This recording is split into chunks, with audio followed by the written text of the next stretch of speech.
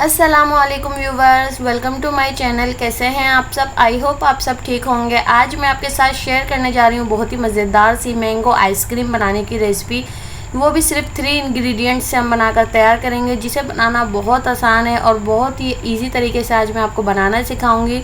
वो चीज़ें जिससे आप आसानी से जो है मैंगो आइसक्रीम बना सकते हैं। तो अगर आपको मेरी रेसिपीज़ पसंद आती हैं तो वीडियो को लाइक और शेयर करें, और चैनल पर नए आए हैं तो मेरे चैनल को सब्सक्राइब कर लो और बेल आइकन को क्लिक करें। तो आइए बनाना स्टार्ट करते हैं।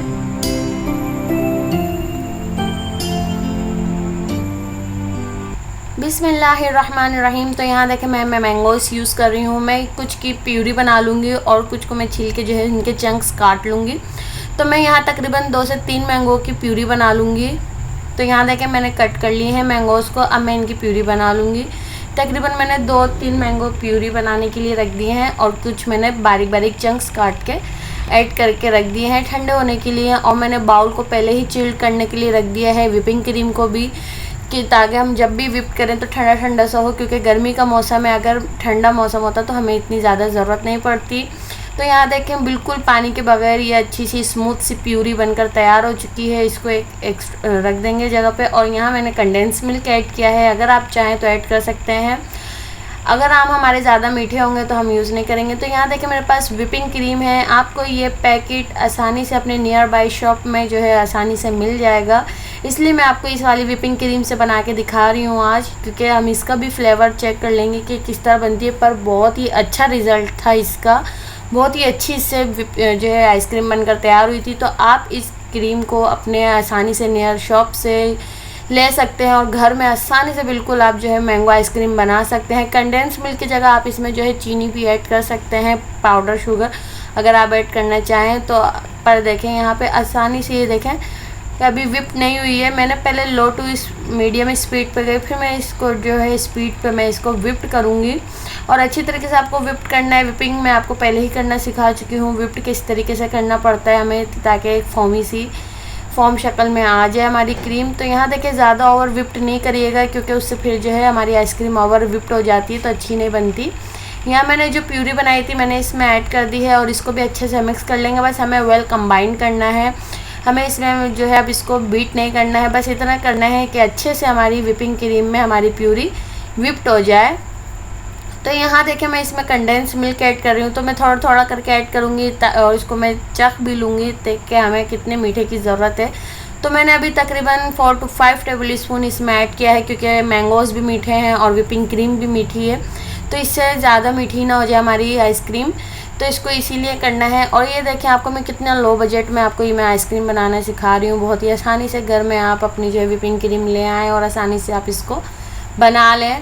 तो यहाँ देखें मैंने इसमें किसी किस्म का कोई कलर और ना ही कोई मैंगो एसेंस वगैरह कुछ यूज़ नहीं किया है। सिंपली सिर्फ मैंगो से और विपिंग क्रीम से हमने इसको आइसक्रीम को बना के तैयार किया है। तो यहाँ देखें बहुत अच्छी तरीके से विप्ड हो चुकी है। कंडेंस मिल्क भी इसमें अच्छे से जो है बीट हो चुका है। अब क्या करेंगे, हम इसकी बीटिंग को यहीं रोक देंगे। ओवर विप्ड हो जाएगी तो हमारी आइसक्रीम जो है अच्छी नहीं बनेगी और बिल्कुल भी क्रिस्टल नहीं बनेंगे इस आइसक्रीम में। बिल्कुल ये बाहर जैसी बाज़ार जैसी आइसक्रीम आपकी बनकर तैयार होगी। तो यहाँ देखें अब मैंने बंद कर दिया है बीटर को। अब हम इसको एक किसी एयर टाइट कंटेनर में रख लेंगे। आपके पास जो हो आप इसमें ऐड कर लीजिएगा। तो यहाँ देखें मैं इसमें मैंगो चंक्स ऐड कर रही हूँ। मैंगो चंक्स से तो इसका फ्लेवर बहुत ही ज़्यादा दुबाला हो जाता है, बहुत ही ज़्यादा जो है मज़ेदार हो जाता है जब मैंगो चंक्स आइसक्रीम में आते हैं। तो यहाँ देखें ये विप्ड हो चुकी है, मैंगो चंक्स इसमें ऐड हो चुके हैं। अब हमें बारी है इसको हम किसी कंटेनर में डाल लेंगे, ताकि जो ही हमारी आइसक्रीम ठंडी हो जाए तो फिर मैं आपको सर्व करके दिखाऊंगी। तो यहाँ देखें मैंने ये कंटेनर यूज़ किया है और मैं इसमें मिक्स कर दूँगी अच्छे से। जितनी भी हमारी आइसक्रीम लगी हुई थी बाउल में हमने सब डाल लिए। थोड़ी सी जो है इसको टैप कर लेंगे तकरीबन 7 to 8 टाइम्स, और जो है ताकि हमारी जितनी भी एयर बबल से निकल जाएं। तो मैं यहाँ पे इसको रैपिंग शीट से हमेशा जो है रैप करने का जो है सजेस्ट करती हूँ। अगर आप करना चाहें तो आप कर सकते हैं, ये आपके ऊपर डिपेंड करता है।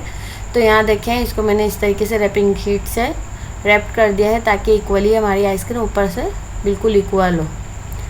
तो यहाँ देखिए अब मैं इसको एल्युमिनियम फॉइल से अच्छी तरीके से रैप करूँगी ताकि किसी भी किस्म की इसमें जो है एयर ना जाए और अच्छी तरीके से हमारी आइसक्रीम जो है ठंडी हो जाए। तो यहाँ देखिए मैंने इसको अच्छे से रैप कर दिया है। अगर आप नहीं करना चाहते तो आप ना करें। मैं इसको तकरीबन 5 से 6 घंटे के लिए डीप फ्रीज़र में रख दूँगी ताकि अच्छे से हमारी आइसक्रीम जम जाए, फिर मैं आपको सर्व करके दिखाऊँगी।